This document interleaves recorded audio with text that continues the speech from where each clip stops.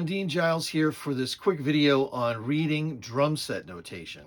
Now, I know a lot of you, when you get started with playing the drums, you don't really want to get into learning how to read all the notation and all that stuff. You just want to get in and play, and I completely understand that. This is just going to be a really quick, short video where you can go and you can look at the notation and understand what it's trying to tell you to do. And the reason why this is important is because this way you're able to look at books, you're able to download things online, and you're able to communicate with your teacher a lot easier. So we're not going to get real in depth here. This is going to be really quick, and hopefully this will help you a lot. So the first thing we're going to look at here is the staff. And the staff is the grid that we place the notes on. And it has 5 lines and 4 spaces. So a note could be on a line or it could be inside on a space. And also the notes can have different types of note heads. You could have a round circle for the note head, which is the most common one. Or in percussion music, you can have an X for a note head, or maybe a diamond, or an X with a circle around it, and things like that. So usually when you first look at a piece of drum music, they'll have a legend there, which will tell you what each one of the different note types means. If a note has a diamond in it, perhaps that means to play on the bell of the ride cymbal. Or if it's a little bit different on that piece of music, it might mean to play a crash. So sometimes drum music is not very standardized, and we have to be a little bit intuitive in terms of trying to understand what they're trying to get across to us in the notation. Now, once you do this a little bit and you see a bunch of different styles of notating drum music, I think it will be a lot easier for you, and you'll be able to kind of figure it out. You'll be able to look at it and go, okay, well, that must be the bass drum because it's in that spot. It's not exactly like how I've seen it before, but it's pretty close. So that's got to be the bass drum, and that's got to be the snare drum, and this has to be playing on a cymbal here, or that's got to be a crash. And even if it's slightly different, we're pretty close in terms of what we're trying to do, but sometimes it does differ a little bit, and you have to just kind of read into it a little bit and try to figure it out. Okay, so we're going to take a look at the notation for a basic rock groove on the staff. And you'll see that there are notes above the staff, above the 5th line there, that have X's for the note head, okay? Now that's going to mean to play on some kind of cymbal. It could be the hi-hat or it could be the ride cymbal.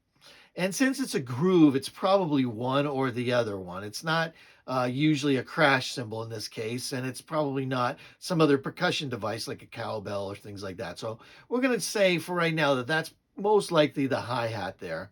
And if you look across at all those 8th notes there, well, you'll see that there are 8 of them, and that's why they're called 8th notes. And we have 8 notes being played on the hi-hat. So we're going to take a quick look at what that would look like to play on the drum set.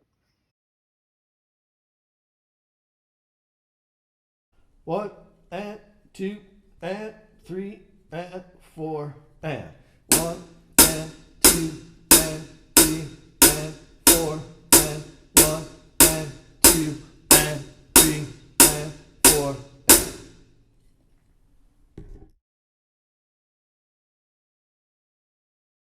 and 1 and 2 and 3 and 4 and 1 and 2 and 3 and 4 and 1 and 2 and 3 and 4 and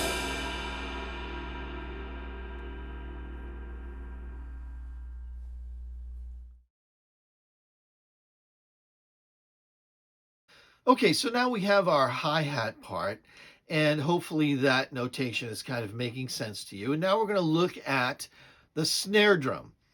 And when we look at our rock groove here, the notation for our rock groove, we'll see that there's a note that's situated kind of in the middle of the staff with a regular circle note head. And you'll see that that note lines up under the count 2 and 4. in the grid, right? If you look at the number 2 where the counting is at the top and look down, you'll see in the middle of the staff, there's that note there underneath 2 and underneath 4. So that's our indication that that's where the snare drum is going to be played. You'll also notice that there is a hi-hat notated above that. So what that means is when they're stacked like that, it means that both instruments are going to play at the same time. So the cymbal and the snare drum are played together or at the exact same time. Okay, now let's add the snare drum to our groove at the drum set. 1 and 2 and 3 and 4 and 1 and 2 and 3 and 4 and 1 and 2 and 3 and 4 and.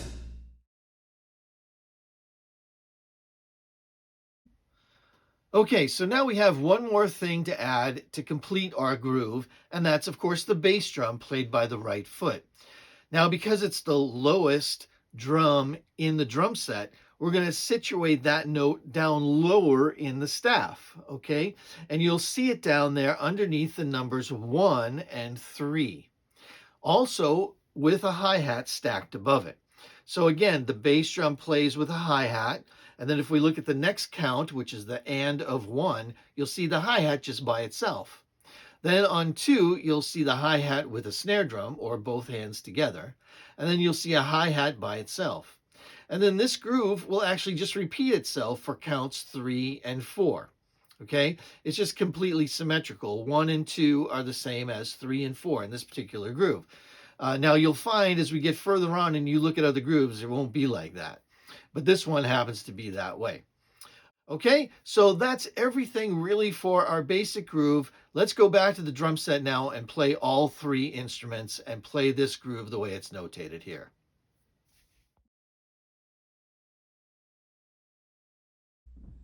1 and 2 and 3 and 4 and.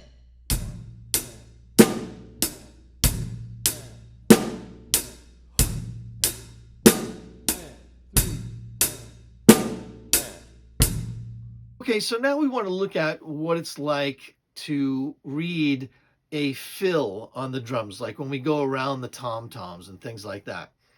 And what I like to do in my notation is I like to circle the note head that indicates playing a tom-tom. So the first tom, tom 1, or the highest sounding tom-tom in your kit, will be up higher on the staff, really close to where the cymbal is, up on top, possibly in that top space, and it will have a circle around it. It'll be a regular circle note head with another outer circle around it, okay? And that will indicate tom number 1. Then we're going to move down a little bit to go to tom number 2, and again it will be circled. And then we're going to move down near the bottom of the staff again for the lowest tom-tom. So a lot of times what we do is we have the higher pitched notes or instruments near the top of the staff, and as we go down in pitch, we actually go down in the staff as well. And this is the same as it would work with any other instrument, guitar or piano or anything like that. Let's go to the kit now and look at playing through a fill around the toms.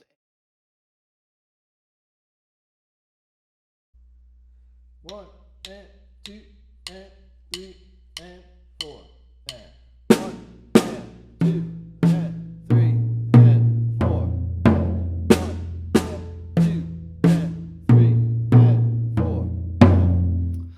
Okay, everybody, thanks for watching this basic video on drum set notation. I hope it helped you out a lot. If you want to get further into rhythmic reading, I have 2 other videos called Introduction to Rhythmic Reading in 2 parts, and you can check those out as well, and hopefully that'll help you if you want to get further into this. But for right now, I just want to make a quick video so that you could get right to playing and look at that notation in the book you have or something that you might have downloaded from the internet. Alrighty, great. Thanks again for watching, and I'll see you on the next video.